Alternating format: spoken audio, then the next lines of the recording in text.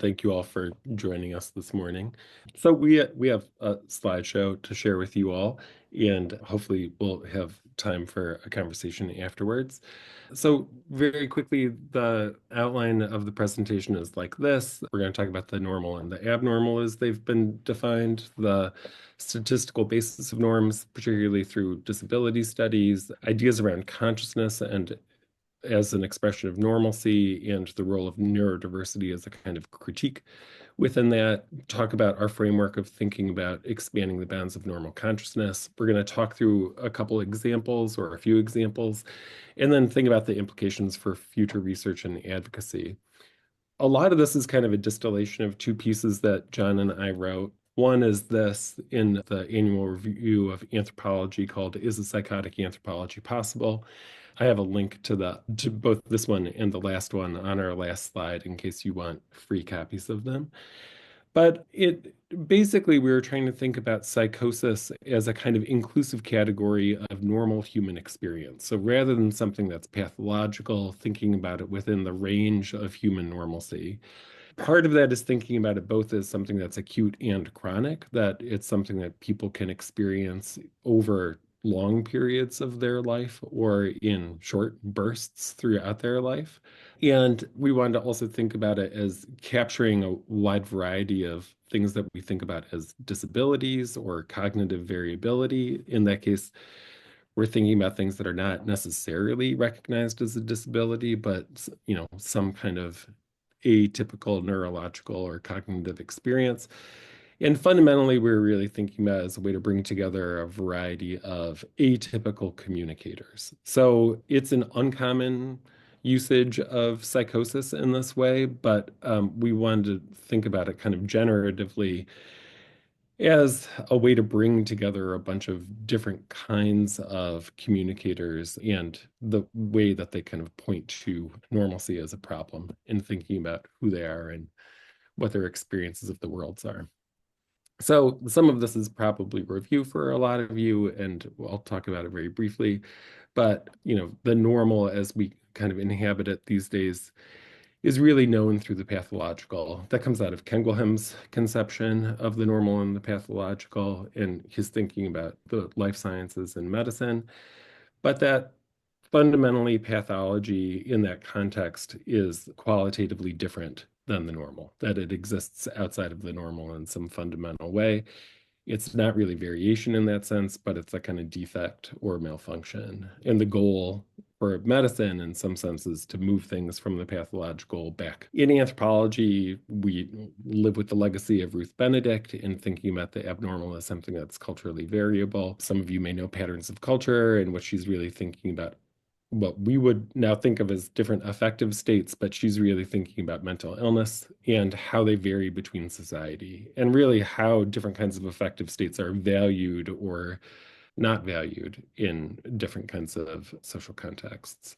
This is really brought together most recently in Tanya Luhrmann's work on schizophrenia, where she's thinking about schizophrenia as a category of human experience that varies tremendously from one social context to the next, where in the North American, or at least in the American context, schizophrenia is really thought of as a psychosis in the strict sense, that it's a kind of mental illness that needs to be treated, whereas schizophrenia in other social contexts can be seen as like listening to the voices of God or listening to the voices of spirits, and it has a benign and sometimes even positive effect on the people who we think of as schizophrenic. So we want to think about like, what does it mean to normalize the abnormal or the pathological? This is related in some fundamental ways to the rise of statistical thinking and how it plays into the creation of norms. Leonard Davis describes this in enforcing normalcy and how human variation gets captured through the statistical creation of norms. So in his case, he's really thinking about disability categories and how the rarity of certain kinds of the rarity of certain kinds of impairments leads to their being cast out of the normal, right? You can also think about it in the context of something like IQ and how it's the creation of a kind of scientific norm that reifies certain kinds of social divisions between people. It's, gives us the illusion of some kind of numerically real qualitative assessment of people, but there's all sorts of things that go into an IQ test that aren't really about intellectual capacity in the way that people would sometimes like us to believe. The downstream effect of this is thinking about how specific kinds of mental capacities or tendencies are indicative of psychological pathology. So you might think about the way that Kanner's definition of autism and the qualities that are associated with autism for him are representative of different kinds of consciousness, right? Or you might also think about how the like behavioral tendencies that were associated with schizophrenia in the mid-century in the United States are seen as being qualities that denote something aberrational in the consciousness of a person, right? So that we understand how people behave, or we understand people's behaviors as an expression of their interiority, right? That their aberrant consciousness is disclosed to us through their behavior, even if it's not being disclosed through language. So, obviously, this has a really long history in how we think about personhood and subjectivity in the North Atlantic and in European philosophy, right? So back to Descartes, at least, he's everybody's favorite punching bag when we talk about this kind of thing, that like we think about consciousness through expressive language, right? But that is a legacy that lives through a variety of different genealogies these days, in thinking about the primacy of language as a way to disclose oneself or one's interiority. The challenge of this is that like atypical language use is accepted as a kind of expression of cognitive difference. So if people are, communicating in ways that are atypical or non-normative, then we kind of make the leap that there must be something different about the structure of their consciousness, right? This is really problematic when you think about verbal tests as diagnostic tools. So for people who have disorders like cognitive disorders like dementia or Alzheimer's, or smaller children and they're in autism or other kinds of cognitive difference, that like when you use kind of quote unquote normal diagnostic tools that try and elicit verbal communication from them, they test poorly, but they might have a lot going on inside, right? So the real challenge here is that when we think about the category of nonverbal or atypical communicators, it is sometimes rendered as the same as being low cognitive functioning, right? One of the challenges associated with that is like if we had more support for different forms of communication, and then those people might not test as lowly as they do, right? So one of the, or very quickly, two examples, right? So deaf children for in more recent history with the adoption of cochlear implants were not taught American Sign Language. The result is that if they're communicating with other deaf people and their cochlear implants are unnecessary or they're malfunctioning, they don't have another modality to communicate with. Previous to that, some deaf people were not taught sign language in favor of having them learn lip reading. This is like before cochlear implants. And so if they can't see people's lips move, then they can't communicate in ways that people expect them to. They also need to go through speech therapy in order to maintain their vocal capacities. More recently, the use of things like assisted and augmented communication, where people use sign boards or letter boards or keyboards in order to communicate, is sometimes controversial. It was especially controversial when people called it facilitated communication. But if, we have more means for people to communicate and we have a kind of broad social acceptance of different modes of communication other than just the way that I'm using my voice right now, then it allows for more people to communicate as kind of normal communicators. A lot of this is boiled down from a book that I published a few years ago called Unraveling, Remaking Personhood in a Neurodiverse Age. In that, part of what I was thinking through is diversity as a kind of political tool. So beyond the kind of critique that it offers, which is now less a critique and more just a description of things, thinking about how bringing together a variety of atypical communicators allows for more kind of solidarity and thinking about their needs and the kind of institutional frameworks that they're rendered disabled in. A big downstream argument for me there is thinking about how we need to have wider access to social supports and communicative technologies to allow for different modes of communication, but also to be more inclusive about who is considered a full person and what constitutes our kind of possibilities of subjectivity.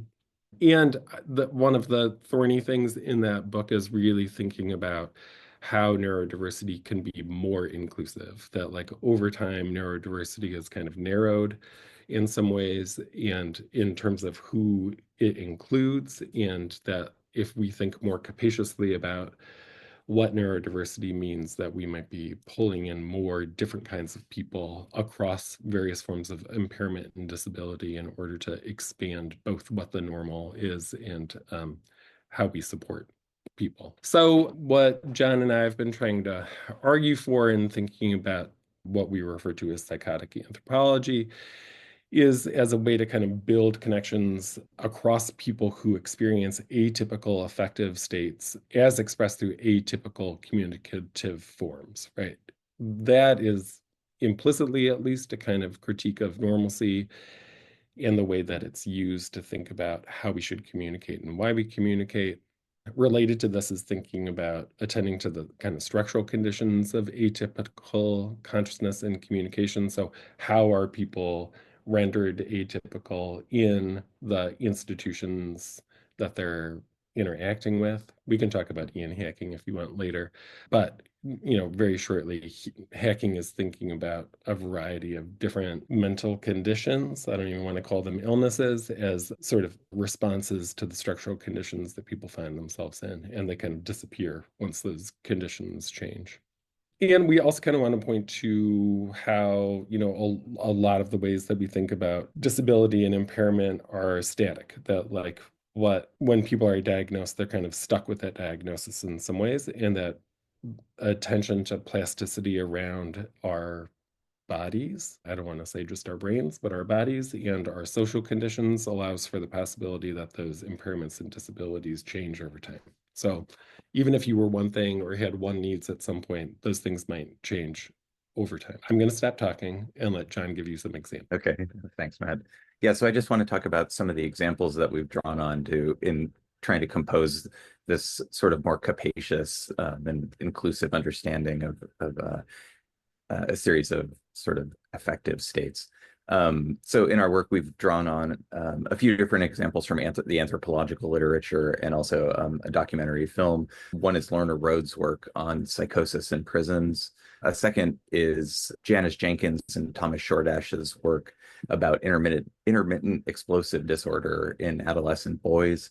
And a third is a documentary titled Dialogues with Mad Women by Ali Light, which about women's experience with psychosis, especially what was called at the time multiple personality disorder, or MPD. So we sort of start with a few foundational premises and how we look at this. Maybe next slide, please, Matt. And this is how we're trying to think about denaturalizing psychosis. So one is that psychosis is the product of an institutional matrix and disabling social conditions. So not simply an individual psychological question. Second, that the naturalization of psychosis imagines it as a fundamental form of often untreatable difference, and that finally these assumptions lead to the exclusion and the abandonment of the destitute sick in the United States. Next slide, please. Our first example then is drawn from Lorna Rhodes' work on prison psychosis. Rhodes describes what she calls the abandoned body, and these are extreme forms of passivity and self-mutilation, in some cases feces throwing, that characterize prison psychosis. Rhodes describes how this emerges as a kind of dissociation from one's own body, and self-mutilation and passivity become an assertion of moral agency against the extreme forms of control in supermax prisons that she's working in. And so these forms of embodiment subvert those conditions, but really at great cost to the people that are engaged in them. In the second case of intermittent explosive disorder, or IED, Janice Jenkins and Thomas Shordash present a case of an adolescent boy that, along with his sister, had been subjected to severe abuse at the hands of his mother's boyfriend while his mother was at work. The adolescent's explosive and violent outbursts had begun as a form of moral agency. So in this case, his aggression was an attempt to defend himself and protect his sister. But this turned into a coping strategy that was ongoing and self-defeating and ultimately diagnosed as IED. So IED in this case is an example of two things. It's an adolescent attempting to occupy a masculine protector role and the product of family-based vulnerabilities based on, in this case, flexible labor regimes, low wages, and working class precarity. And so then in our one of the third example that we draw on here is multiple personality disorder. This is now called dissociative identity disorder. The sort of key components of that run between both are dissociation, trauma, and sexual abuse. The more sensational elements of of MPD are still useful to think with because they're an example of the cultural difficulty in digesting challenges to patriarchal authority and to sort of widespread sexual abuse. So we look in particular at MPD through a documentary titled Dialogues with Mad Women that focuses on 7 women and a number of whom were diagnosed with multiple personality disorder. One woman explains that her father would read her diary, for example, and write comments in the margins, and explains how this denied her own independent internal life. Another woman describes being abused at home and being disciplined and told that she has no right to be unhappy, and how she took to self-cutting, forms of self-mutilation, so that no one could tell her how she felt if there was, for example, blood running down her arms. So multiple personality disorder and dissociative identity disorder are far more widely diagnosed in women, and in the sense intermittent explosive disorder is much more highly diagnosed in men. So they're very much gendered disorders. And so the subjects in Light's film, in this case, Dialogues with Mad Women, demonstrate how this disorder speaks to the contradictions and vulnerability of women's experiences, and particularly under forms of what we think of in our work as, patriarchal capitalism, of the sort of gender division of labor, at least in the United States that we're discussing. So we just wrap up with, to kind of restate, the next slide, please, a few conclusions. And that is that one is that psychosis is diagnostic of power relations. And the second, that psychosis is a form of moral agency. And finally, that it's a form of human variation rather than a form of fundamental difference. So that's sort of how we've looked at a few of the examples in the two-piece Matt mentioned earlier. So, and I'll hand it back to you, Matt. So the second to last slide is really to help us think about the implications for future research and advocacy. So part of what we want to think about is how bringing together forms of atypical consciousness or modes of communication provide ways to think beyond the separation that occurs in the creation of diagnostic categories these days. We do a lot of splitting, I think, analytically, and maybe we need to do more lumping in order to think about, like, how I'm going to use the word, how normal it is for people to be atypical communicators, and the ways that we can support various forms of communication or just cognitive difference. Part of that is also thinking about, the possibility of solidarity and alliances between different diagnostic groups. So if we're splitting, we have less political power than if we're lumping, and thinking about how we can help bring people together through shared experience. And that might be shared experience of institutional discrimination in some ways. But beyond that, I mean, I think that it's important to really think about comparison both between diagnostic categories, but also the experiences of individuals within categories. That, like, when we think about something like autism and the way that the spectrum has been expanded to the degree that it has at this point, that, like, what does it mean to be autistic? We really need to think about individual needs within the categories. So using the category can sometimes further marginalize people whose needs aren't reflected in institutional practices associated with the care of people for that category. This may be a more complicated sentence than it needed to be, but here we go. We also have been thinking a lot about how scholarship tends to be diagnostically driven, so that like one of the downstream effects in social sciences and the humanities is that we accept psychological categories as meaningful for the kinds of scholarship that we do. And through focusing on things like autism, for example, or dementia, that like we kind of reify what those categories are. And that if we're thinking more comparatively, it allows us to create more general theories and approaches that unify across different kinds of categories. It might also help to trouble those diagnostic categories in the first place. And the last point is to really think about political coalition building in order to support marginalized and underrepresented individuals and communities. So in this case, thinking about how autism's increased visibility over the last couple decades can really help to aid people who are diagnosed with less recognized disabilities that share qualities with autism. And we can think about that in other contexts too, but that like when we have kind of orphan disabilities, those people are their marginalization is compounded because of the orphan status of those disabilities, and to think more capaciously about the shared qualities that people have across categories helps to reclaim those orphans in important ways. So our last slide is just to thank you all and to share links to copies of the publications that this stuff draws from. They are there for you if you would like them. And now I'm going to stop sharing my screen so that we can have a conversation. Feel free to either just unmute and ask a question or put it in the chat, and I'm happy to read it out. And while we wait for others, I will get started. I work a lot directly in the community, and so we see a lot of people that have hunches about being different, but have a lot of disincentives to getting diagnosed, or just straight up barriers to being diagnosed. And so as you were talking, one of the things I was thinking about is also the fundamental limitations of who's reflected in these diagnostic categories.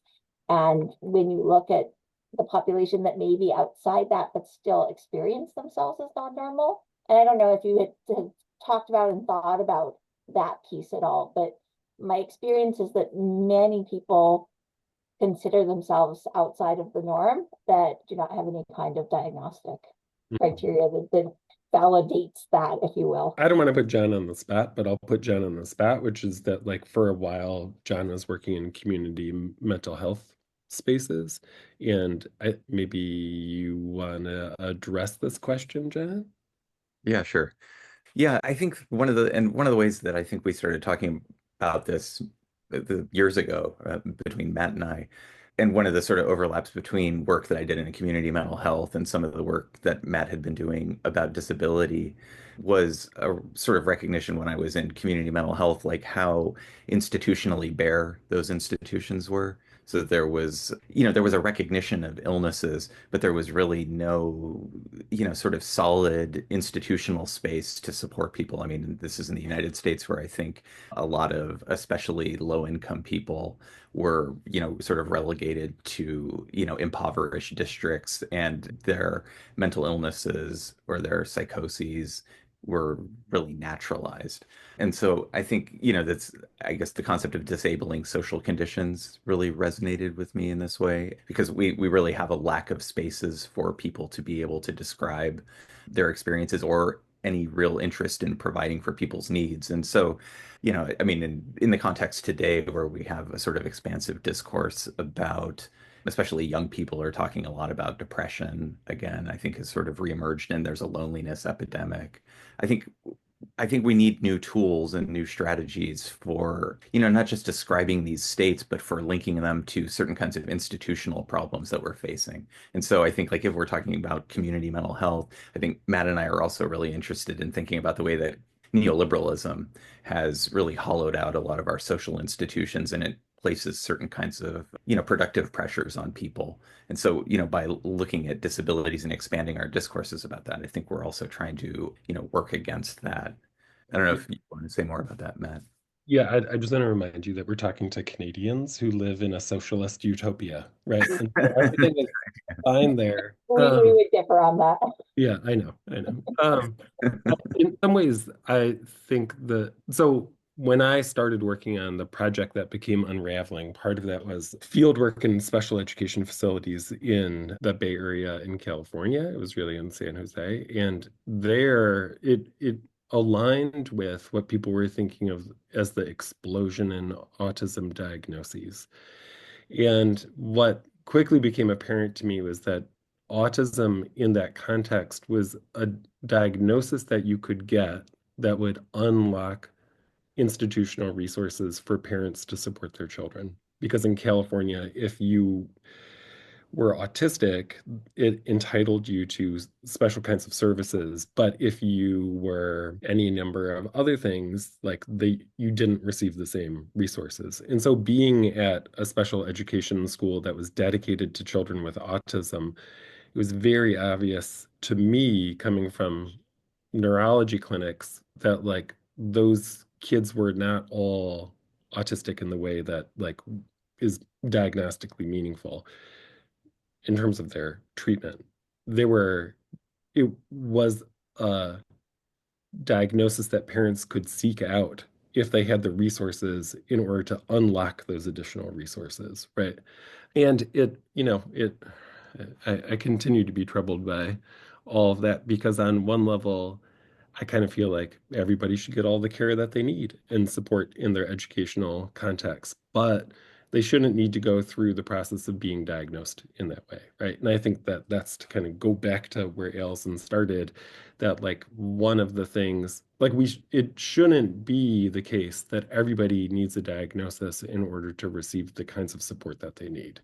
And so I think it's especially tricky with people who are nebulously impaired or disordered, right? Or acutely disabled or impaired in some ways, right? That if people move through periods of intense depression or psychosis in some ways, but otherwise they don't need those kinds of support, it's harder it becomes a barrier to support those people, right? And thinking about how can we organize institutions in order to provide more latitude in the kinds of support that people receive without the need to invoke one's impairment or one's disability or one's marginal status, I think is really important. I hope we address that question for you, Allison. Yeah, you absolutely did. I'll wait another second to see if someone else has one. Yes, great. And then John, I see you unmuted, so I can go after Seb. Hello, thank you for the great talk. And I missed a small portion of it, so my apologies if the question I'm asking you've already discussed. A while back, I read an essay by Justin Garson, I have it in front of me, where as an academic, he talked about the experience of his dad having schizophrenia and how one night he visited him from college and his dad said something along the lines of, I know the psychosis I'm having isn't real. It's just I don't have any other family or anyone else near me, and so it allows me not to feel lonely. These people are all that I have. And then the rest of the essay talked about how things would be different if we reconceptualize mental disorders as not being pathological, but serving a type of social utility. And I was wondering if that was something that you saw in your work, the social utility of psychosis. Would you share that citation with us? Either drop it into the chat or send us an email. John, do you want to address that? Why don't I let you take the first stab at it? I think that's a large. So I think one of the things that we've really seen happen over the last 5, if not 10 years, right, is this intensification of solidarity within diagnostic categories, right? So identitarian frameworks for people to build alliances within certain kinds of communities. So being diagnosed with autism, or not even being diagnosed with it, but identifying as autistic, provides people, especially through like social media, opportunities to build solidarities between them, right? And, you can think about it as an anti-loneliness technology in some sense, that like being able to identify as existing within a diagnostic category provides people with the basis of shared identity, right? And that's not to like say that they're not real categorically, but to say that sometimes, the capacity for those diagnostic categories to allow people to see themselves reflected in them are is generative of social relations in exactly the way that you're talking about, right? So I think that, one of the things that continues to trouble me is like the policing around the authenticity of anybody's self-identification, right? That like, and in some ways I kind of feel like, we just need more ways to build solidarities, right? That like it shouldn't be that a diagnostic category is like a passport to identity in that way, right? That like there should be other mechanisms to support people. But that might be the limit of how far I can think right now. John, did you want to add to that? Yeah, I guess, I think some of these questions and the way when I was working in community mental health and I was working on questions of it was depression. And one of the things that really struck me was how depression was so various that it just sort of really confused me. I mean, I interviewed a lot of people. I spent a lot of time in especially support groups and with advocacy groups. And of course, once I moved across certain social lines, depression would disappear altogether. And of course, people's diagnoses were constantly shifting. But there was an affective experience that, and I think I was sort of drawn to work on affect in that case because diagnostic categories seemed a little bit less, it's not that there's nothing there, but they were awfully shifting and they were often awfully fluid. But depression very much felt like something that people were latching onto in an attempt to understand something that was kind of at the edges of social life. Like there was a recognition that depression was this emergent thing and people were trying to figure out what it was and how they could address it. And really, I sort of saw that as a political movement in some sense without a name and, as an effective political movement. And so I think that, yeah, to sort of, get back to what Matt is saying or, Matt's response, I think, we're sort of interested in trying to figure out how, to mobilize these sort of widespread experiences without over individualizing them and without, simply relying on medical categories, which, tend to, that's about treatment. But, there might be sort of broader social movements and forms of relatedness that can emerge out of, these really widespread experiences. So I guess I don't know if that answers your question a little bit, but that was a little bit how I think I came to this. It definitely does and gives me a lot to think about. So thank you.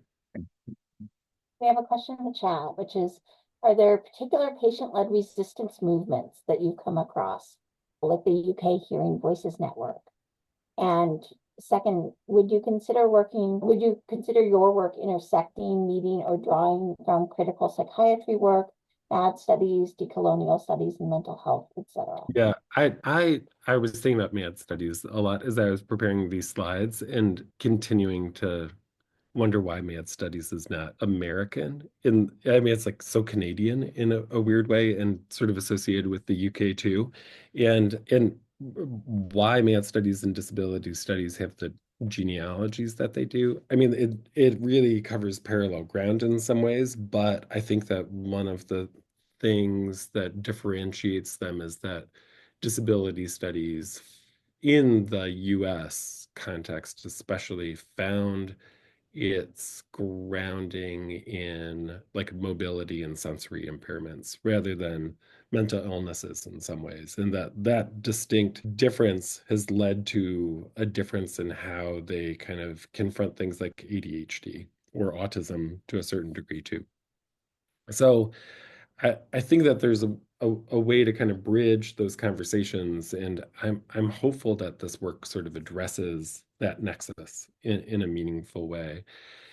That all being said, I think, one of the other things that I continue to wrestle with is like the that in anthropology, we have like a long history of people who have worked on psychological difference. So like going back to W.H.R. Rivers and his diagnosis of depression, although I don't even think he calls it depression, as like a byproduct of colonialism, has been something that I've lived with over the years. And that was like in the 1920s. And up through Fanon and thinking about the psychiatric clinic in colonial contexts and post-colonial spaces, and its, the weaponization of race in thinking about it as a diagnostic tool, and then people like Jonathan Metzl. I mean, there is a broad firmament that we kind of draw on to do the stuff that we do. But at the same time, I think it's like it's not necessarily as direct as it might be, just because of the kinds of questions that we're asking and the context that we're asking them in.